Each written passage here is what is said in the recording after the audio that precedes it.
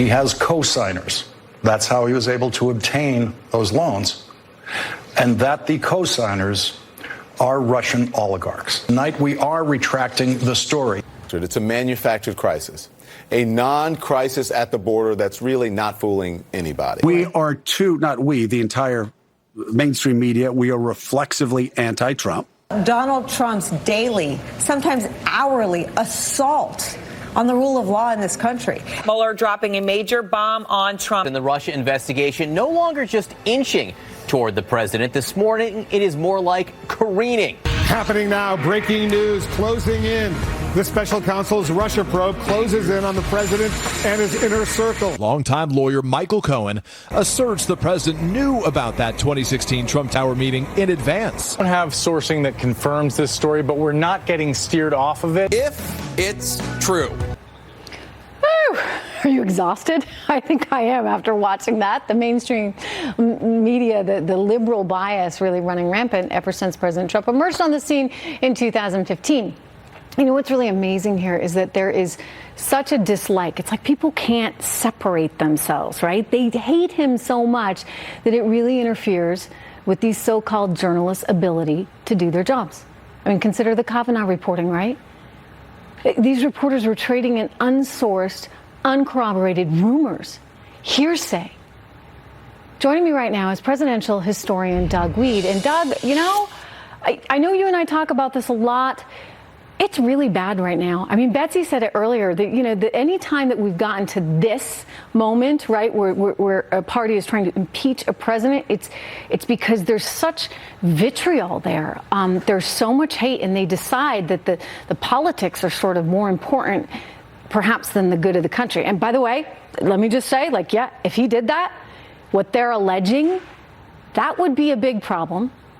But he says he didn't. He's releasing the transcript, and we don't know anything at this point.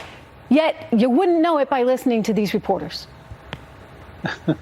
Yeah, it's almost like a gambler. They gambled on Russian collusion, and instead of taking their losses and going home, they're saying double or nothing. What do we got coming down the pike? But I'm thinking, as just not as a student of history, but as a human being watching television, I'm thinking, wait a minute. You said he was a Russian spy. That's big. That's the equivalent of landing man on the moon. That's Columbus's voyage. That's like the assassination of Julius Caesar. That's big.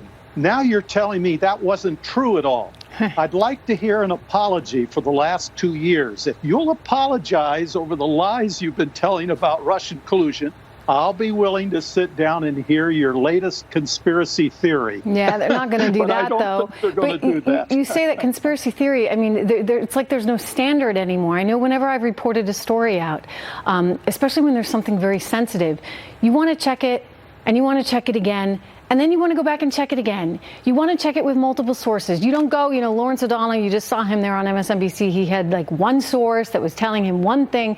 He had to retract it immediately thereafter. I mean, there's this kind of recklessness in news right now, Doug, that I think is doing the American public a disservice and is doing our political system a disservice, not to mention the President of the United States. Yeah, and I used the analogy of the gambler because they bet so much on that he's a Russian spy, and they lost, and they're in a panic.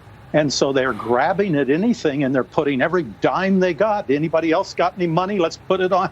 It's desperation. I think it's led to these lapses of common sense. It's not just a lack of journalism. It's a lack of common sense. Yeah, and frankly, you mentioned humanity, a lack of that, really, because, when you think about Judge Kavanaugh and what they alleged with him so recently as what was that, last weekend? I mean, the news cycle is moving so fast. It's amazing to me that no one has suffered any consequences at the New York Times.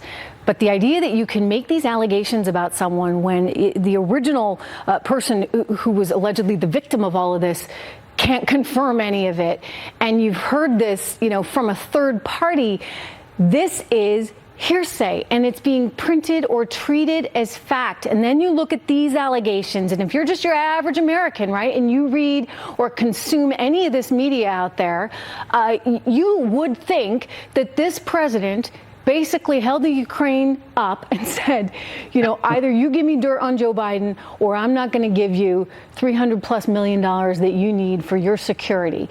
And that is not what happened. And yet you read these headlines, Doug, and it feels, again, for a consumer that doesn't understand media and the nuances of it, like it did. Yeah, and it's very dangerous. I remember making many trips to the former Soviet Union, and I would often ask them about censorship and about the government propaganda media during that time. And it's what they didn't know that hurt them. Many times they could read through the lines of what was being said. And I think the American people obviously read through the lines, or they wouldn't have elected Donald Trump, because the media did not want that. True. So they somehow managed to discern that. And we may be a little cocky as the American people, thinking we can figure all this out. We can survive these media onslaughts. But it's very damaging and it's very dangerous. And it's a threat to our society. We need real journalists again. We need some integrity somewhere so we can hear real news. You need both sides. You need truth. You need to be able to separate the fact from fiction. And you need to be able to, I think, separate the emotion, which is so hard for many members of the media right now because they have decided that they hate this man. And that hate is what is dictating everything.